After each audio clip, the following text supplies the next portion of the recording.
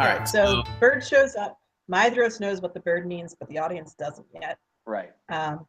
Maedhros gets a horse, and leaves out through the gate. Yep. So he's not secret about leaving. Right. I don't think they should necessarily. Well, I mean, he basically just doesn't tell anybody. Right. He just goes. He like stealthily escapes or anything. People are going to notice his horse is gone. But right. He could actually, like, somebody at the gate could actually ask him where he's going, and he could going out. Yeah. So he's just very non-committal about it. I'm going out. See you later. Yeah. So he just go for a ride. No big deal. And then he meets up with Fingon, and that's when and Fingon's got the bird, so that's how we recognize what just happened there. Right. So we're getting essentially a Jonathan David moment almost. Yeah. That's which also gets read into, by the way. Oh, well, the relationship between Maedhros and Fingon is essentially the relationship between Jonathan and David. Yeah. It's the same thing. only Saul's ire is directed directly at David, whereas Feanor's is directed more at Fingolfin than Fingon. Right. That's the difference. So anyway, so we get their meeting. It's at first they're happy to see each other, spend time together, and it devolves into your dad's wrong, no, your dad's wrong. Is that what we're going for here? No. Okay. Yeah. I don't necessarily think that. I think they would prefer to get away from, avoid the subject altogether. Like, I don't think they work it out, or even try to work it out. I think they just want to hang out. I understand that, but once again, like, I would like the scene to do something with their relationship. I think maybe Fingon could bring it up, and Maedhros doesn't want to talk about it.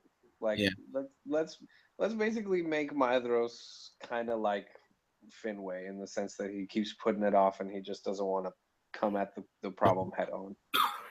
Okay. Well, this could be a chance. He was just talking with MacLeod about the problem. Right. But Fingon's not in his immediate family. Yeah. He's his cousin, half cousin. So we could see Maedhros kind of putting up some walls there about, I don't talk about this with outsiders.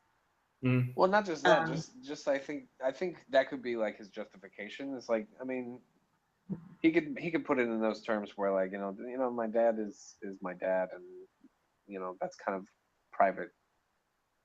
Yeah, because what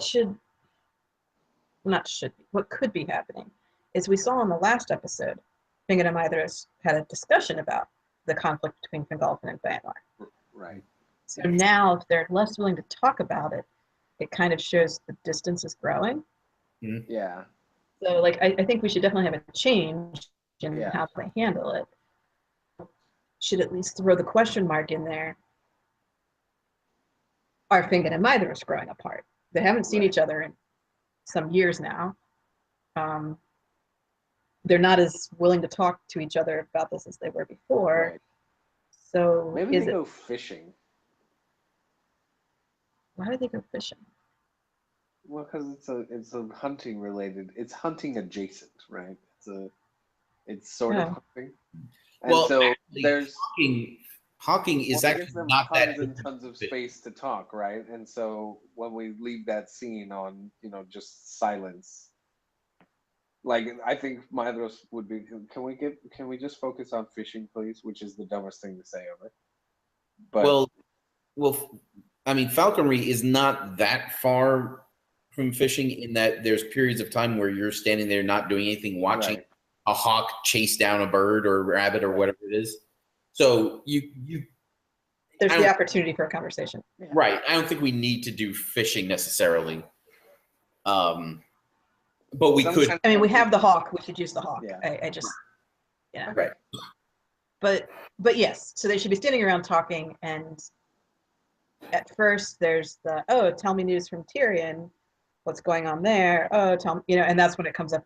Tell me news from Formanus. Oh, we just had a messenger from the Valar, but that didn't go well, and that's when Fingon says, "Oh, I don't know anything about that because I've been away from Tyrion for a while." And he asked for an elaboration, like, "Why do you mean it didn't go well?" And it's like, "Well, my dad kind of lost his um, Cool. his cool. There you go. He lost his cool. I was gonna say something else. And I'm trying to help you with it. Yeah. yeah, thank you. And so basically that kind of kicks off the conversation. It's like, don't you think your dad's being kind of a unhinged lunatic? And Milos is like, well, you know, he's under a lot of stress right now, and it's like, why do you? What's the deal with that? And he just kind of keeps asking, you know, probing, concerned questions. Like he's coming at it from the perspective that Maedhros is kind of being put upon as the eldest son, and you know that. Well, and also that he's expressing frustration that they can't hang out anymore. Yeah. And then Maedhros' response is to get more and more uncomfortable until he basically says, like, look, I appreciate this, but you know, this is kind of this is my family's thing, and we'll figure it out, and we'll take care of it. Yeah. And It was very nice of you to come visit, and it was great to see you again. But right. we're not going to keep. I should probably get back. We've been out here for a couple of hours. All right. Yeah, and my dad's gonna wonder where the heck I am. It should kind of feel like, yeah, that Maedhros and Fingon are now drifting a little bit, Right? Yeah. Because the whole point is when Fingon does come to rescue Maedhros later, it's like a big, oh wow. It's a big deal, but it's also, oh, you're still friends, and no one knew that. Yeah. Like everyone assumed that they weren't friends anymore because it's been, you know, years since they even spoke. And also there were the kinslaying. Yeah, there were some betrayals in there. I mean, you know. I would like this to be a long, kind of slowish scene, because we're about to start getting very, like, as far as the structure of the episode, it's about to start getting kind of staccato in a way. Yeah. Well, I mean, there should be lots of quiet, right? Like there should be long pauses. Yes. There should be. That's exactly what I mean. Yeah. And comments about the like they should actually say things about the actual hunt, the activity that they're doing. Yeah. In between these short blocks of conversation. So I feel like we can get the conversation between MacLeod and Maedhros, the conversation between Maedhros and Fingon, and then go into the big staged battle scene. Yeah. And that is maybe good. That's where he's got to get back. That's what Maedhros has to get back for. Right. Is the training. I have to get back for training. Right. And it would be interesting because if he says something like that and Fingon's training for what, and he doesn't really answer him. Right. Like we could cut from that scene. Like Maedhros could kind of make a almost slightly concerned face. I know every time I bring up the word concerned, Brian shuts me down on the word concerned in these instances. But no, I think concerned is the right answer here. Oh yeah. You won that one, Nick. Right. So but what I mean by this is not necessarily that he's concerned about the activity itself, but he's almost kind of like embarrassed to say what it is because he knows at some level that it's not right. Right. Well, it's certainly not normal. Like basically it's a whole can of worms he doesn't want to open. He's like, man, if I tell him what I'm really doing, then I have to like explain what's going on, and like I'll be here all day.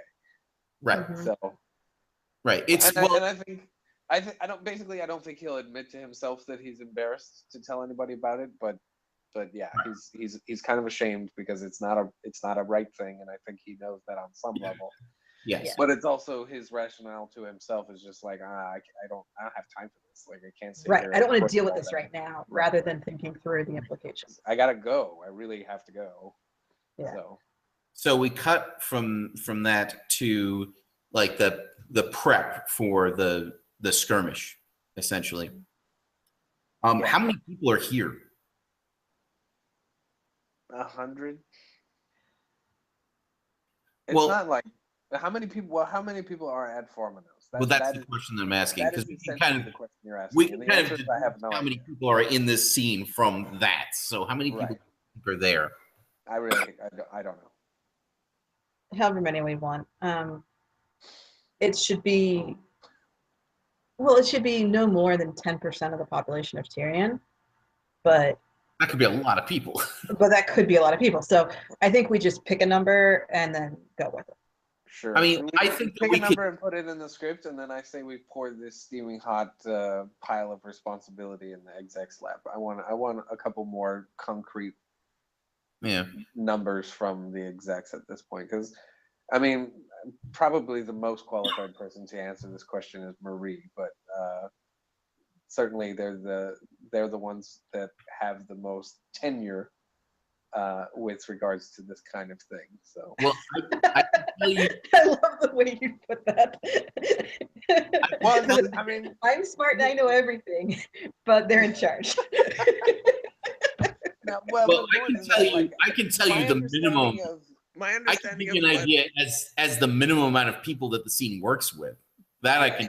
That's what I wanted. Yeah, That's why I said pick a number. Tell me what Well, you the want. minimum. 100 people is probably the minimum. I would say that's even a stretch. In What would terms you say of the minimum is, how Nick? many people? I would say, well, no, I mean, you could get away with 100, but it's not gonna. It's you not would- enough. I would say it's kind of borderline. If you had like 200 people there, like 100 per side, it works. Yeah, 200 is fine. Some 100. Anything that ends with 100 works for me. Yeah, 1,000 is too I many. don't think we're into thousands, but at least Right. a couple hundred or Well, something. to my mind, this group here is like the elite, is going to basically become the elite unit Right. of the Noldor. These are the people who are going to be on the ships. Yeah. Yeah. For sure. Well, Other people will also be on this. If that's the case, everyone, I feel like it needs to be a lot more than that. Well, there can be other people on the ships too. yeah, but I think there all are going to these be other people on the ship. are Okay, going to be I got Feanor's you. core group on the ships. That's all. Because like the number of people of troops that he lands with has got to be at least 1,000 people. Yeah. Oh, Like Otherwise there's it's- no way that 200 guys is a credible threat to Melkor's army when they get there. There's just no way. I mean, yeah. 300 no. was a vastly outnumbered force, right? So it has to. Yes, and they had an optimal defensive position as opposed to this, which will be an offensive position that is clearly not well thought out. Right. The fact that Feanor decides he can take Morgoth's army, he has to have numbers. Yeah. Obviously not enough, but he has to think he has the numbers. Well, I mean, the Noldor is a lot of people, right? Right. How many people turned back? I always got the impression that the people who turned back was very small. The number, okay, so if you take the whole population of Tyrion, yeah, about 90% of them decided to go with Feanor. right. Mhm. But only 10% stayed behind, and most of them were like women and children anyway. Right.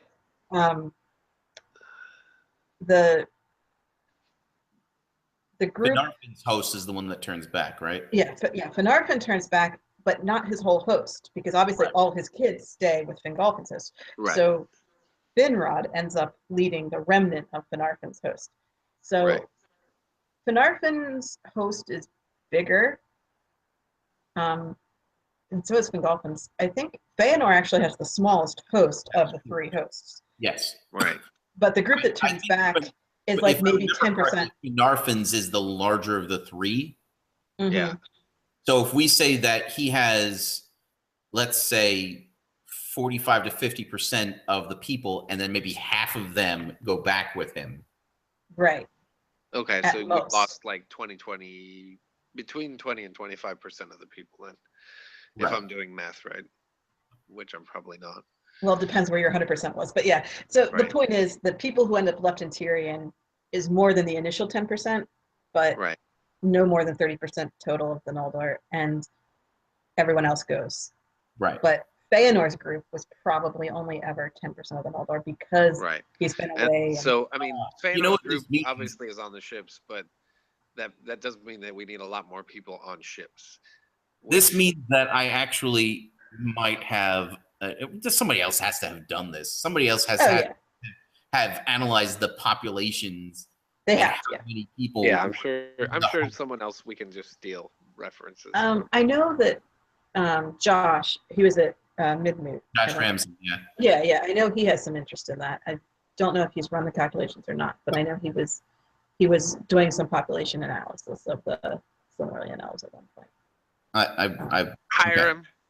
Hire him. Yeah, just touch Money base with is him and no ask object. and see if he's interested in that. Because I know he's Put him followed on some payroll. of the SilmFilm stuff. I don't know if he's like currently up to date or whatever. I don't know. Okay. Like I don't think he's met. I don't think he's been on the boards at all. What I could do is I could just post something on the Eagle and Yeah.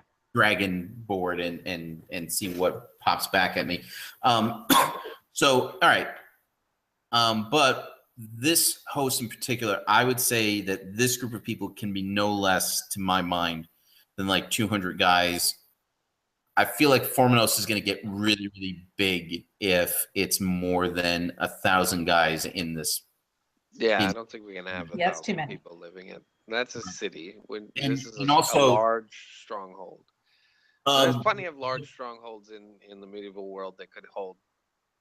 There's plenty. So, Yes. Well, also here's the thing: the maximum amount of guys that an individual officer can control is somewhere around 50 people. Right. The maximum amount of guys that an individual commanding officer can have a relationship with is somewhere on the order of 200 to 500 people.